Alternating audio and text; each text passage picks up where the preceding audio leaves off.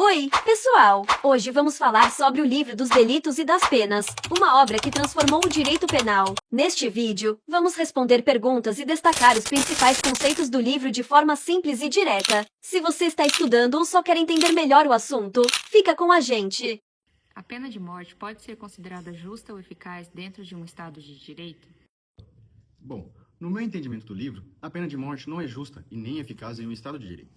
Ele argumenta que ela não previne crimes de formas duradouras, não é necessário para proteger a sociedade e viola os princípios racionais e humanos da justiça. Além disso, o Estado não tem o direito de tirar a vida de um cidadão, pois esse poder não foi concedido no contrato social. Assim, Beccara defende apenas que sejam proporcionais e que respeitam a dignidade humana. E o que você acha disso?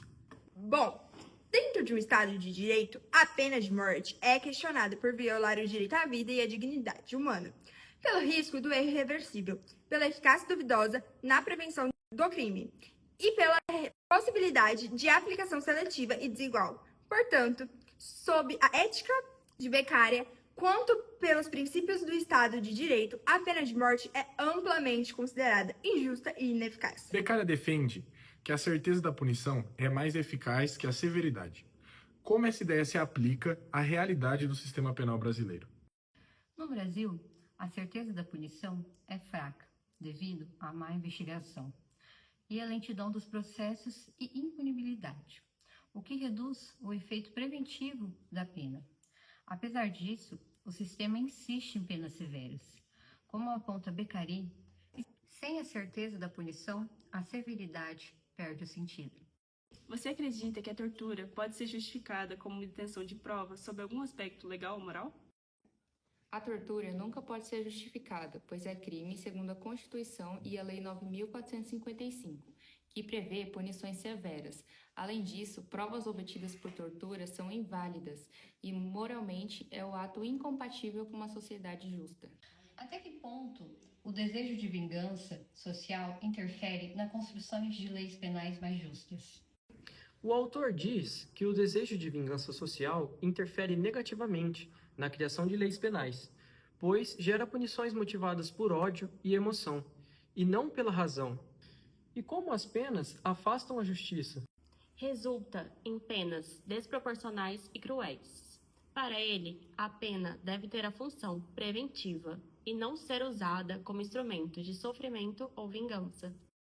A função da pena deve ser retributiva, pagar pelo mal causado, ou preventiva, evitar novos crimes. O que Beccaria diria? Bom, para Beccaria, a pena deve ter uma função preventiva e não retributiva. Ou seja, o objetivo da punição não é vingar o mal causado, mas sim evitar que o crime se repita, seja pelo próprio criminoso ou seja por outra pessoa, que, ao verem a punição, se sintam desencorajadas ao cometerem os delitos. E o que o Beccaria defendia? Beccaria defendia que a justiça deve ser racional e útil para a sociedade. Ele acreditava que as punições cruéis ou voltadas à violência e o medo não reduziam o crime, mas sim aumentavam ele. O que ele pensava era que a pena seja certa, racional e rápida, e principalmente proporcional. Por isso causa o maior efeito preventivo. E o que o Beccaria pensava sobre as penas? Bom, Beccaria vê a pena como um instrumento para proteger a sociedade e garantir a paz, e não como uma forma de castigo pessoal ou moral. O foco está na utilidade pública da pena, e não na retribuição.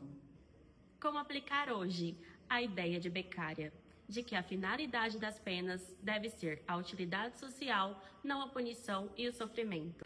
Nos dias de hoje, aplicamos essa ideia ao criar leis que tenham como objetivo prevenir crimes e proteger a sociedade, em vez de causar dor ao condenado.